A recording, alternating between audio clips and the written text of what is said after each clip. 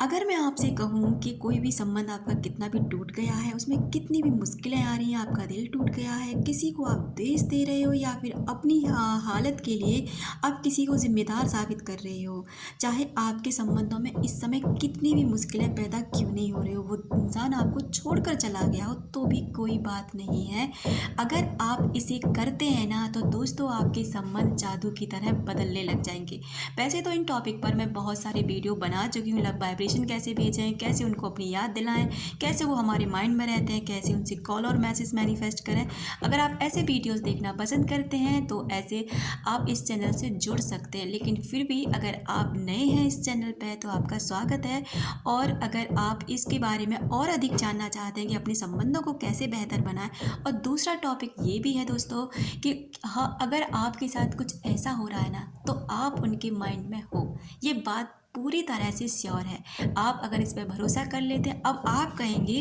कि इस पर भरोसा करने से हमें क्या मिलेगा। तो सबसे पहले तो आपको ये मिलेगा कि आप निश्चित हो जाएंगे कि वो इंसान आपको भूला नहीं है और आपको भूल भी नहीं सकता, आपको छोड़ भी नहीं सकता। भले ही वो बाहर की दुनिया में कितना भी मगन है, लेकिन आपको अपने दिमाग से नहीं हटा सकता। ये तो आपको मिल ही सकता है ना, आपको एक संतुष्टि तो मिल ही जाएगी ना। तो चलिए पहला टॉपिक हम उठाते हैं कि किसी भी संबंध को कैसे ठीक करें।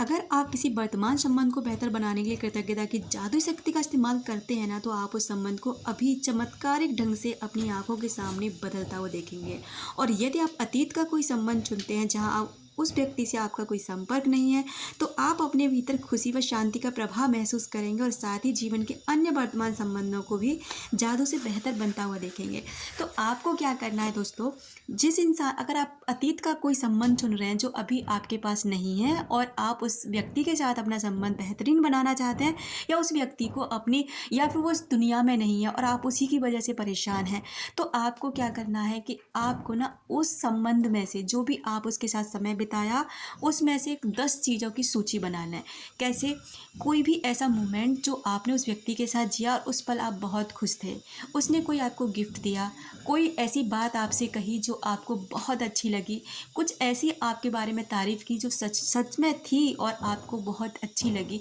कुछ ऐसी बातें उस इंसान के द्वारा आपसे कही गई जो आपके जहन में आज तक भी हैं, या फिर कुछ ऐसा उसने आपके लिए किया जो आप उससे बहुत ही इम्प्रेस हुए। कुछ भी ऐसी 10 सूची उसमें से निकाल लें उस संबंध में से कि कहाँ कहाँ उस व्यक्ति ने आपको अच्छा फील कराया। और अगर ऐसा कुछ नहीं भी हुआ है ना,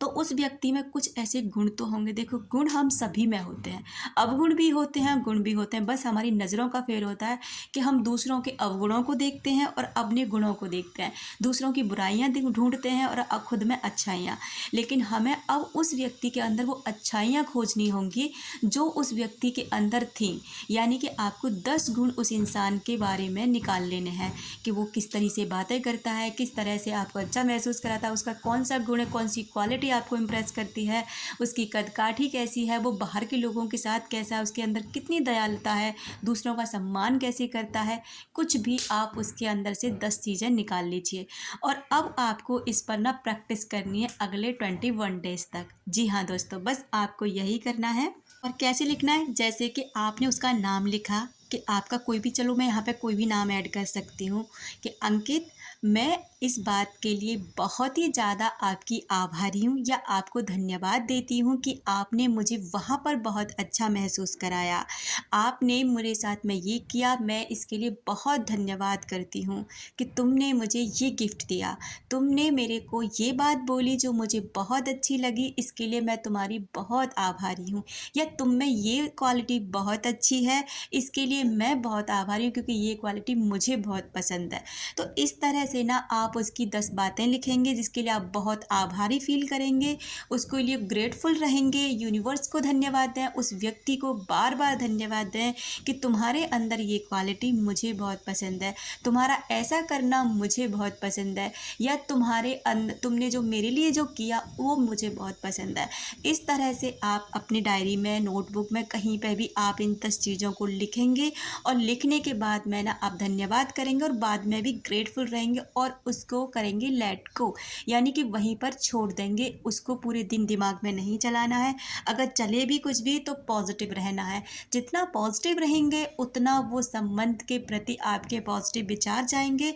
और धीरे धीरे आप देखेंगे कि वो संबंध, वो व्यक्ति आपके प्रति बदल रहा है और आप भी अब अच्छा महसूस करने लगे हैं पहले से अधिक, क्योंकि अब आप उसे दोष नहीं दे रहे। अब आप उसकी वजह से तड़प नहीं रहे, रो नहीं रहे, बल्कि आप जीवन के प्रोसेस को समझ चुके हैं और अपने जीवन में आगे बढ़ रहे हैं। अब दूसरा टॉपिक ये है कि हमारे साथ ऐसा क्यों होता है कि हम उस व्यक्ति को अपने माइंड से नहीं निकाल पाते। इसके दो बहुत बड़े रीज़न हैं दोस्तों। एक तो वो कि आपका उसके साथ ना एक ऐसा संबंध जुड़ चुका है जो बहुत ही सोल लेवल पर कनेक्टेड है, यानी कि एक ऐसी अवस्था जहां आप फिजिकल वर्ल्ड में साथ नहीं हैं लेकिन आप मेंटली तौर पर उस व्यक्ति से साथ में, यानी सबकॉन्शियस माइंड से उसके सबकॉन्शियस माइंड में आप मैसेज सेंड कर रहे हैं और वहाँ से वो रिसीव कर रहा है और वो भी आपके प्रति मैसेज सेंड कर रहा है और ये आदान प्रदान चलता रहता है, जिसकी वजह से ना तो आप उस व्यक्ति से निकल पाते हैं ना वो व्यक्ति आपसे निकल पाता है। दूसरी बात ये होती है दोस्तों कि अगर आप अपने जीवन में आगे बढ़ गए, कोई भी आपने जीवन साथी चुन लिया है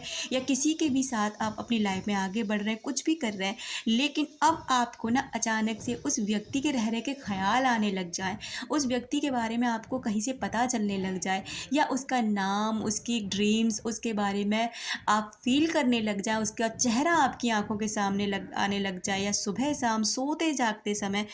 वो व्यक्ति आपके ख्यालों में आ रहा है, आप उसके ड्रीम्स देखने लग गए हैं और अब ना एकदम ऐसा कोई कनेक्शन, ऐसा लगता है जैसे कोई एक सूक्ष्म डोरी, कुछ अदृश्य धागा आपको उसकी तरफ खींच रहा है और उसके बारे में जानने की जिज्ञासा आपके अंदर जग रही है। आप ये जानना चाहते हैं। कभी कभी आप बहुत ही ज़्यादा खुशी का अनुभव करेंगे कि जैसे पता नहीं आपको क्या मिल गया, और कभी कभी ना आप अचानक से आपके अंदर एक दर्द सा उठेगा, आप ऐसा फील करेंगे जैसे आपको ना कोई रुला रहा है, कोई रोने पर मजबूर कर रहा है, कुछ ऐसी चीज़ आपको परेशान कर रही है जिसका आपको पता ही नहीं है। अचानक से आपका मूड स्विंग होता है, यानी एकदम से खुशी का अनुभव, एकदम दुख का अनुभव, एकदम रोने का दिल करेगा, एकदम हंसने का दिल करेगा। तो ये सारे मोमेंट भी तभी होते हैं कि या तो आपका सबकॉन्शियस माइंड किसी को बहुत गहराई से याद कर रहा है या फिर उस व्यक्ति का सबकॉन्शियस माइंड आपके लिए टेलीपैथी कनेक्ट कर रहा है और आपका सबकॉन्शियस माइंड उसको रिसीव कर रहा है, क्योंकि हमारे विचार एक दूसरे के पास पहुंचते हैं। हम जिसके बारे में भी, जिस किसी के बारे में भी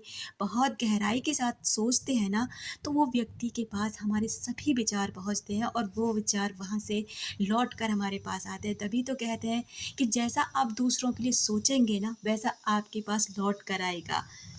जो आप दूसरों को देंगे वही आपको मिलेगा और जो आप दूसरों के लिए महसूस करेंगे वो आपके लिए महसूस होगा। अगर आप खुद का रिस्पेक्ट करते हैं, खुद को प्यार करते हैं, खुद की वैल्यू करते हैं, तो सभी लोग आपके लिए यही करेंगे। और अगर आप खुद को प्यार नहीं करते तो कोई भी आपको प्यार नहीं करेगा, कोई भी आपको वैल्यू नहीं करेगा, कोई भी आपको हर कोई आपको फॉर ग्रांटेड लेगा, यानी कि ये तो ऐसा ही है, हर कहीं अवेलेबल है, इसके लिए तो एफर्ट डालना बेकार है। तो ये आपको तय करना है कि आपको अपने साथ क्या करना है। Thank you.